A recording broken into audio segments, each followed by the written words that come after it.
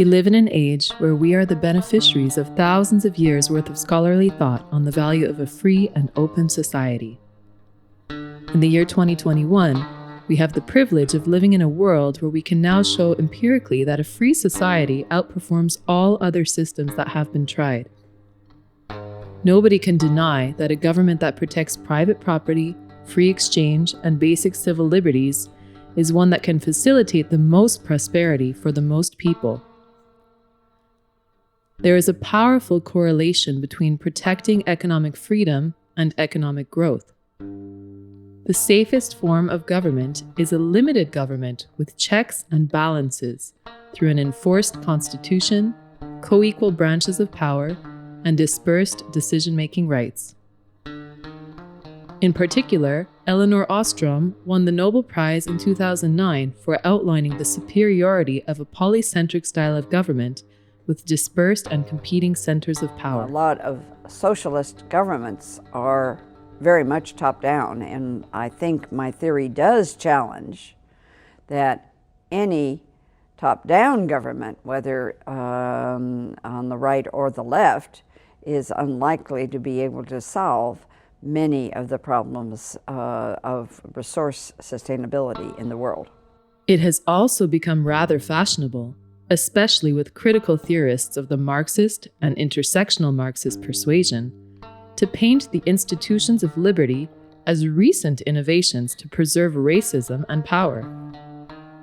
Some respected historians, for example, would argue that the ideas put forth by the great 20th century American economist and political scientist James Buchanan were a conspiracy to preserve racism. It seems to me that we in the United States have really never had much understanding of sort of the principles of markets. Some of the work by Jonathan Hughes and others have convinced me that the sort of interventionist, collectivist, socialist thrust has always been present. And that really the only reason we had burgeoning markets and rapid growth and so forth was largely because the government was decentralized, federalized, and so forth, and with migration, frontier, and all of that. To suggest that the institutions of liberty, such as free markets or limited government, exist primarily for such ends would be historically ignorant. The desire for freedom and the importance of the institutions that enable human flourishing in a free society go back as far as history can recount. Originally written in the Akkadian language in Mesopotamia, the Epic of Gilgamesh is regarded as humanity's oldest known piece of literature. The beginning of the Epic of Gilgamesh is an early articulation of the desire to be free and points out the importance of checks and balances. Gilgamesh is a powerful and learned king who dominates the city of Uruk. He most notably rapes young women on their wedding days to humiliate their families and exert his dominance. Gilgamesh dominates the city and its people, leaving no young man free to go to his father, and no young wife free to go to her bridegroom. The citizens plead with the sky god Anu for help, and their prayers are answered. The gods create a primeval man, Enkidu, to be a counterbalance to Gilgamesh. By writing this, the ancient inhabitants of Mesopotamia were expressing two things in particular. The first being that they were articulating the desire for individuals to be free of domination. They were putting forth the fact that humans were not meant to be oppressed, and that individual dignity ought to be respected. The second and more subtle point was that society is free when its rulers are checked by equal powers.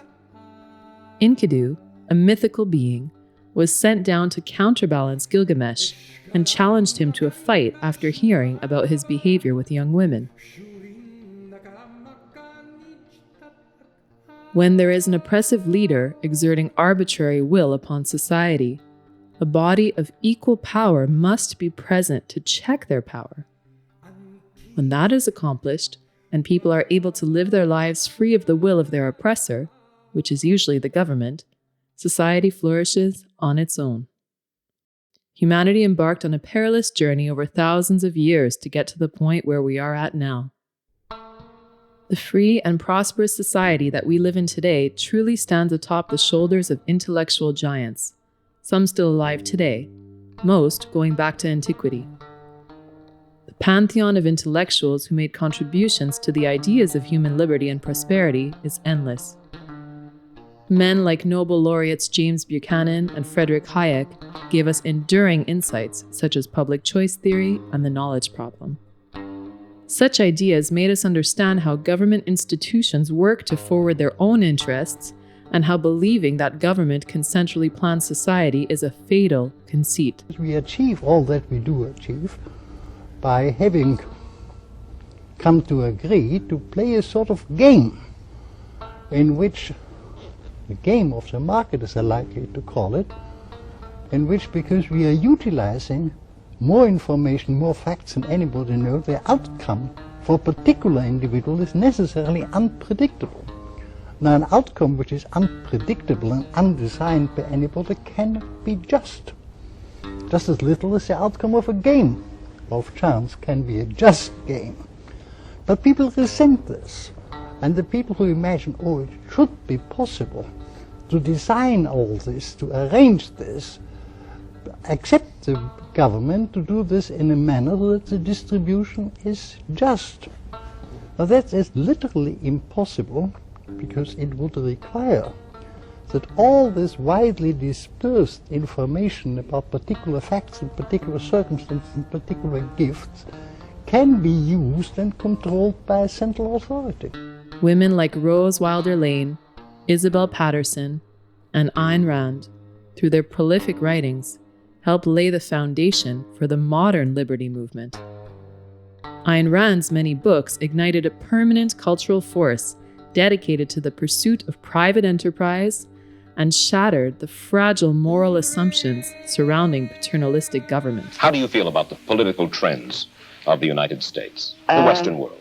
The way everybody feels, except more consciously.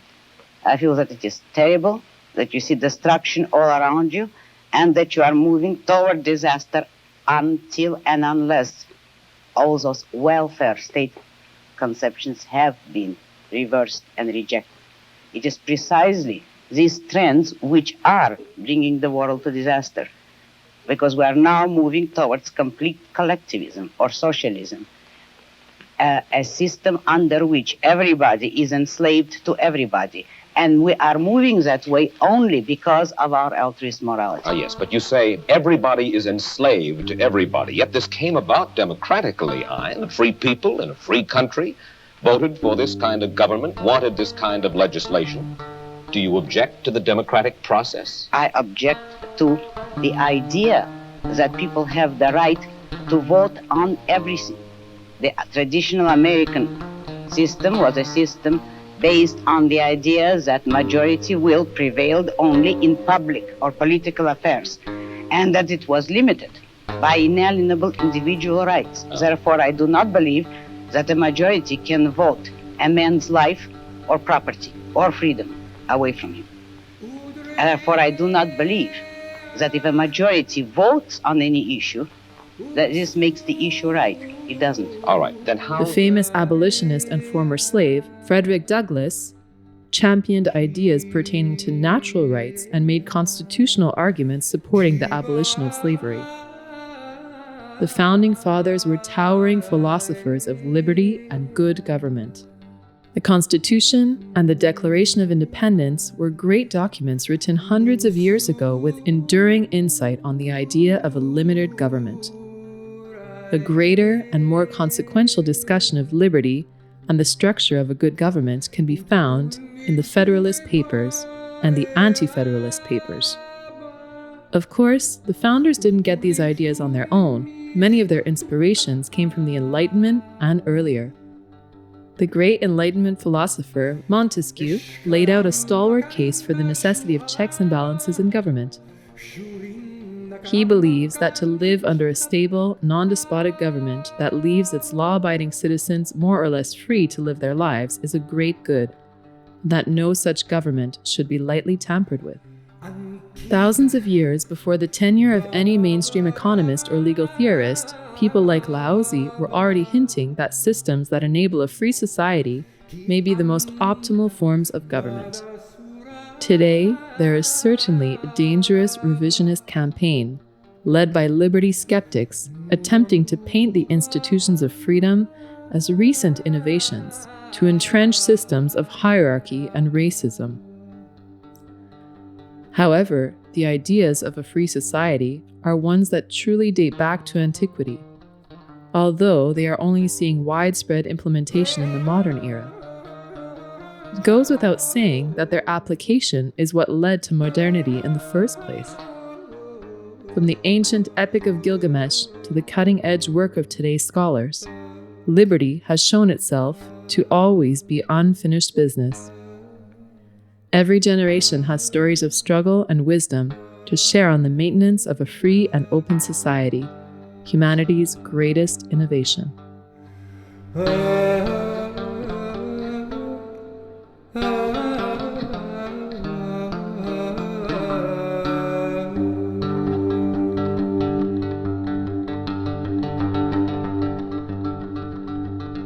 Ours was the first revolution in the history of mankind that truly reversed the course of government, and with three little words: we the people. We the people tell the government what to do. It doesn't tell us. We the people are the driver. The government is the car, and we decide where it should go and by what route and how fast. Almost all the world's constitutions are documents in which governments tell the people what their privileges are. Our Constitution is a document in which we, the people, tell the government what it is allowed to do.